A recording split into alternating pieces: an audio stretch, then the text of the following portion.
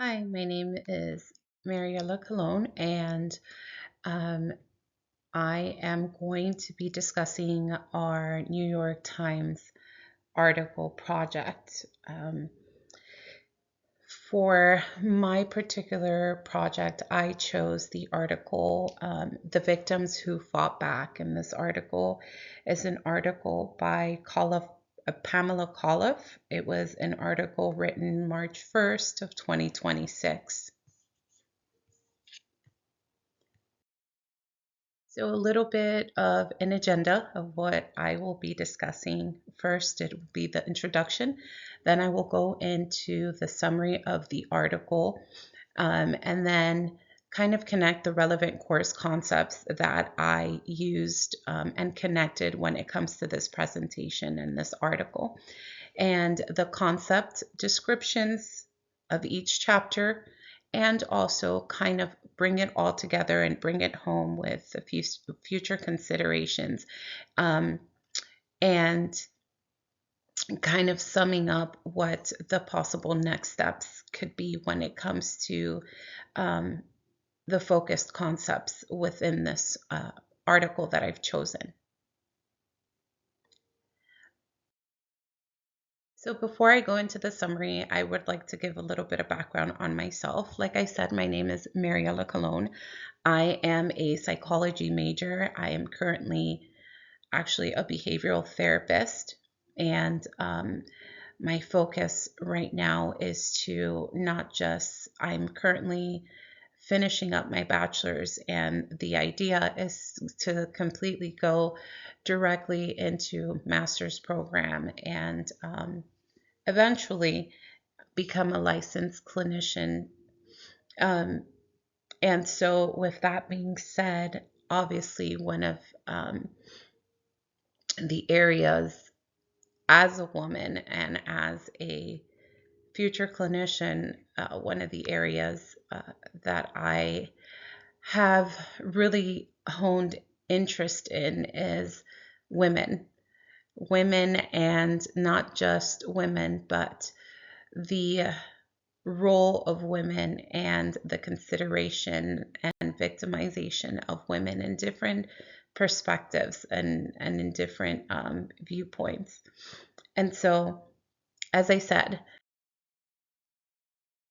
so to kind of backtrack, I fast forward a little bit on the article summary. So I'm going to kind of, although the slide is showing the concepts, I'm going to kind of backtrack into the summary. And so the summary of the article, Pamela Coliff's article, The Victims Who Fought Back, tells the stories of survivors who decided to confront what happened to them and the systems that failed to respond. Rather than focusing only on what they experienced, the article follows what happened after the fact, showing how these individuals, these women, chose to speak up and seek accountability from both the people involved and the institutions that overlooked or minimized their concerns. The article makes it clear that coming forward was not a simple decision. Many of the individuals struggled with fear, with uncertainty, and the possibility that they would not be taken seriously. And in some cases, their concerns were dismissed and not fully investigated. Even so, they continued to move forward, often finding strength in connecting with others who had similar experiences. As more people spoke up, patterns began to emerge that brought greater attention to the situation. Overall, the article shows how these individuals shifted from silence to action. It focuses on the challenges they faced, the steps that took to that they took to be heard, and the impact their efforts had on both their own situation and the broader system around them. Now, the relevant courses concepts. The concepts that on the chapters that I chose to connect that I saw relevant when it came to this article were chapter 12 through 14 that specifically focused on violence against women.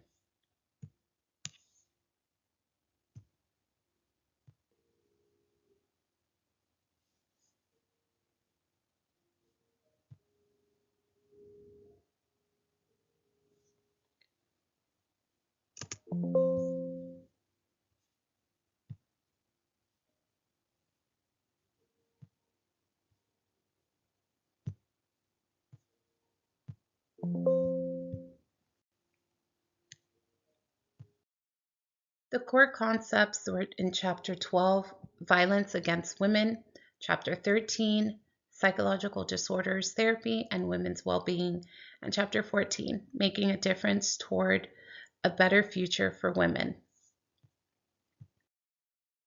In Chapter 12, we specifically got into violence against women.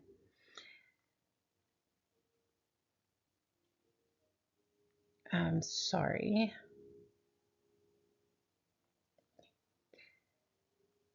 So, the article focuses on survivors who chose to speak up after experiencing harm and being ignored.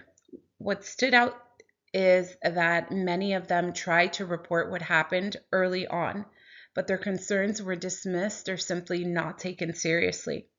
Because of that, the harm didn't stop once the abuse and the violence stopped. It continued over time. The article shows how these individuals pushed for accountability, not only from the people involved, but also from the institutions that failed to respond. As I mentioned before, speaking up was not easy. It involved fear, uncertainty, and the risk of not being believed. This connects to the concept of violence against women discussed in the textbook because the chapter explains that this type of violence is not just isolated incidents. It is tied to power and gender, and it can physically, sexually, or psychologically, and it can be physical, sexual, or psychological, and it often happens within relationships.